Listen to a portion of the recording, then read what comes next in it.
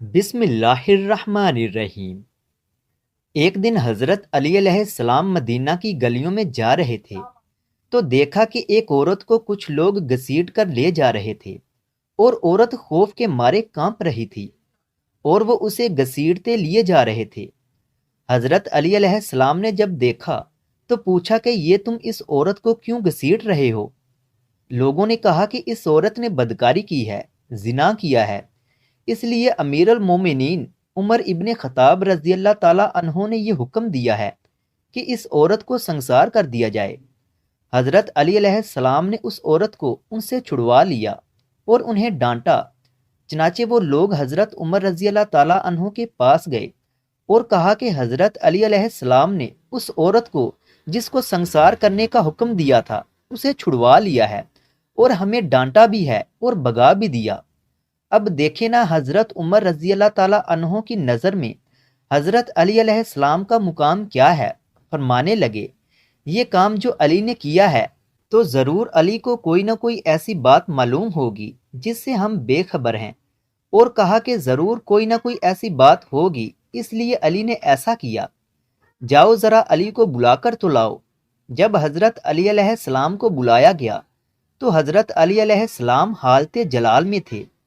हज़रत उमर रजी अल्लाह ताला अन्हों ने पूछा, अली क्या बात है, तुमने इन लोगों को वापस भेज दिया और इनको इस बदकार औरत पर हक कायम करने से मना कर दिया। हज़रत अली अलैहिस्सलाम ने फरमाया, ए अमीरुल मोमिनीन, क्या आपने हजूर का ये इरशाद पाक नहीं सुना? आप सल्लल्लाहु अलैहि व आलिहि वसल्लम ने फरमाया कि 3 लोगों के ऊपर से कलम उठा लिया जाता है, यानी उनके अमाल लिखे नहीं जाते, यानी वो बेकसूर होते हैं और उनके गुनाह लिखे नहीं जाते। एक वो कि आदमी सो रहा हो यहाँ तक कि वो बेदार हो जाए, दूसरा वो जो अभी नाबालिग हो यहाँ तक कि वो बालिग हो जाए, और तीसरा वो शख्स जो होश में ना हो यानी कि दीवाना हो, पागल हो। हज़रत उमर रजी अल्लाह ताला अन्हों ने फरमाया कि हाँ, मैंने ये इरशाद सुना है। हज़रत अली अलैहिस्सलाम ने मुस्कुराते हुए कहा कि ए अमीरुल मोमिनीन, इस औरत को कभी कभी दीवानेपन के दौरे पड़ते हैं और ये अपना होश खो बैठती है।